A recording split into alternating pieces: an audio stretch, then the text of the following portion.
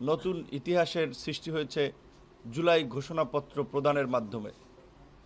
সেজন্য অবশ্যই আমাদেরকে সরকার এবং সরকারের প্রধান তাকে ধন্যবাদ জানাতে হয়, কিন্তু আসলে আমরা ধন্যবাদ জানাতে হচ্ছে কি বলবেন, একটু মানে পুরোপুরি সন্তুষ্ট নয় এমন একটা অবস্থায়, অর্ধেক সন্তুষ্টি নিয়ে অর্ধেক অসন্তুষ্টি নিয়ে সরকারকে আমাদের ধন্যবাদ জানাতে হচ্ছে।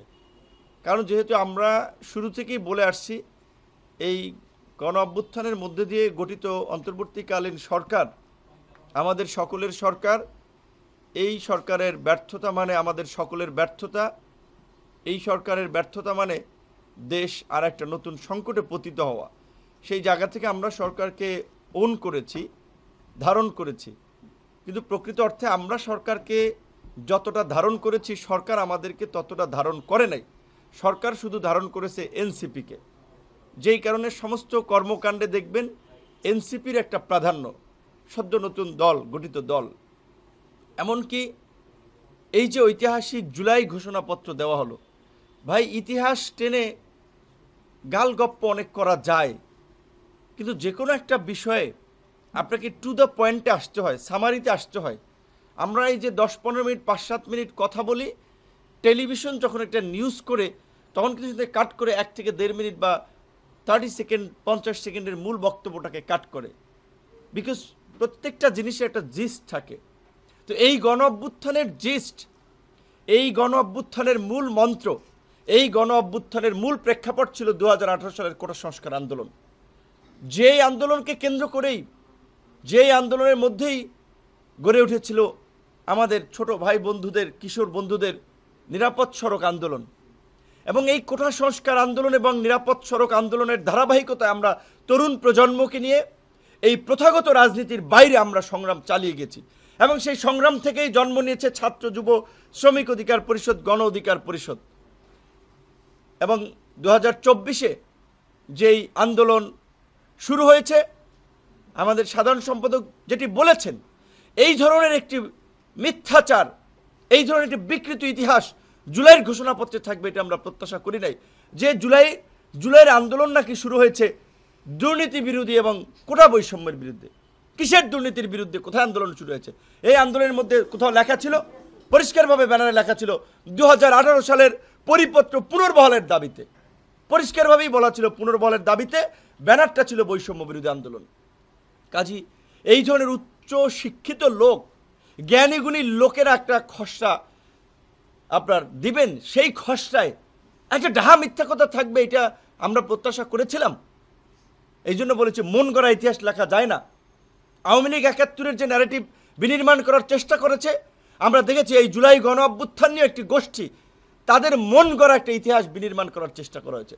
আমরা বিএনপি, জামাত এবং এনসিপির সুস্পষ্ট বক্তব্য চাই। আমরা যতদূর জানতে পেরেছি, এই ঘোষণাপত্র চূড়ান্ত করার আগে দফায় দফায় ফরমালি এবং ইনফরমালি বিএনপি, জামাত, এনসিপিকে নিয়ে বৈঠক হয়েছে। তাহলে বিএনপি, জামাত, এনসিপি এই মিথ্যাচার স্বীকৃতি দিয়েছে কিনা, কিংবা এই মিথ্যাকে ধারণ করে কিনা, আমরা সেটি জানতে চাই তাদের কাছে। যেহেতু আজকে প্রত্যেকটি দল আনুষ্ঠানিক প্রতিক্রিয়া দিচ্ছে, এই বিষয়ে সুস্পষ্ট তাদের মন্তব্য আমরা জানতে চাই। যেখানে আমরা বারবার এই আওয়ামী ফ্যাসিবাদকে নিয়ে সমালোচনা করি, মুক্তিযুদ্ধের এককেন্দ্রিক বয়ান নিয়ে আমরা সমালোচনা করি, তাহলে কেন আমরা এই জুলাইয়ের গণ অভ্যুত্থানের 1 বছরেও আমরা শহীদদের সংখ্যা নির্ণয় করতে পারলাম না? কেন এই ধরনের একটা বড় ডিস্টেন্স, যেখানে জাতিসংঘ বলছে 1400, সরকারি হিসেবে 836, বেসরকারি হিসেবে কেউ বলছে 1000 খানেক, তো কেন এই ধরনের তারতম্য হবে? অভ্যুত্থানের 1 বছরের মাথায়ও আমরা একটা সঠিক ইতিহাস জাতির সামনে তুলে ধরতে পারলাম না। এটাই সরকারের ব্যর্থতা, আমাদের ব্যর্থতা নয়। কারণ সরকারের তারা সঠিক ইতিহাস তুলে ধরতে পারে নাই, তারা সঠিক তথ্য জাতির সামনে উপস্থাপন করতে পারে নাই। ঢাকঢোল পিটিয়ে একটা ঘোষণাপত্র দেওয়ার বিষয় জাতির সামনে হাজির করলেন, সেটাতেও শুভঙ্করের ফাঁকি রয়েছে।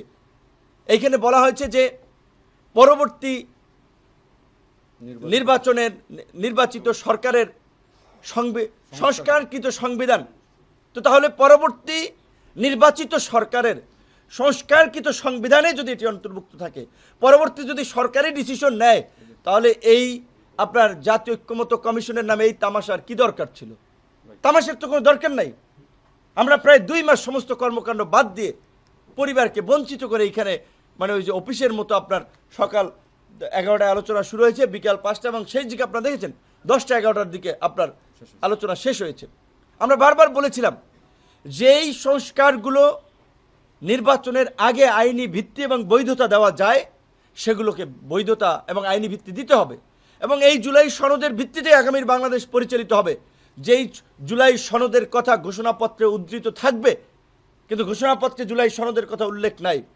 যখন বলা হয়েছে যে এই ডিক্লারেশন আপনার সংবিধানে সন্নিবেশিত থাকবে, সেখানে যদি এইভাবে বলা থাকতো যে এই জন আকাঙ্ক্ষার বাস্তবায়নে একটি জুলাই সনদ রচিত হবে, এই কথাটুকু যদি উল্লেখ থাকতো, তাহলে এই সনদের একটা স্ট্রং আইনি বৈধতা বা ভিত্তি থাকতো। সেটি হয় নাই। তাই আমরা পরিষ্কারভাবেই বলতে চাই যে আমরা যদি আজকে বিভাজিত অবস্থান নেই, তাহলে তো পতিত স্বৈরাচার এবং ফ্যাসিবাদ এবং তার দোসররা অট্টহাসিতে মেতে উঠবেন। তাই আমরা পরিষ্কারভাবেই বলতে চাই, এখনও যদি সুযোগ থাকে আলাপ আলোচনার মাধ্যমে এই জুলাই ঘোষণাপত্রের সংশোধনী আনা দরকার, এবং বিশেষ করে মূল বিষয় কি এই আন্দোলনে যে ভাই ব্রিটিশ বিরোধী উপনিবেশিকবাদ 47-এর আন্দোলন 71-এর মুক্তিযুদ্ধ গণ অভ্যুত্থানের প্রেক্ষাপট তৈরি করে নাই। 71-এর মুক্তিযুদ্ধের মধ্যে দিয়ে তো আমরা একটা স্বাধীন সার্বভৌম ভূখণ্ড পেয়েছি। এই জুলাই গণ অভ্যুত্থান আছে তার অর্ধ শতাব্দী পরে। সেইখানে 71-এর মুক্তিযুদ্ধ, এই 47-এর আন্দোলন, অমুক তমক, এই সমস্ত ইতিহাসের এত আপনার উদ্ধৃতি ঘোষণাপত্রে থাকার দরকার ছিল না। গণ অভ্যুত্থান হয়েছে গত 16 বছরের ফ্যাসিবাদের কারণে। 16 বছরে 3টি নির্বাচনে জনগণকে ভোটাধিকার থেকে বঞ্চিত করা হয়েছে, নির্বাচন থেকে বঞ্চিত করা হয়েছে।